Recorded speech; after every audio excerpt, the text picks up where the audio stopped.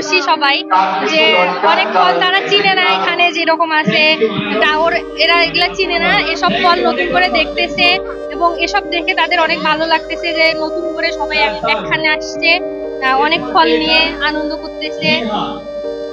তারপরে তারা এই ফল উৎসব নিয়ে তাদের অনেক মনে করেন যে উত্তেজনা ছিল।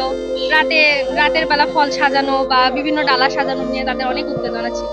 সব মিলে খুবই ভালো লাগতেছে।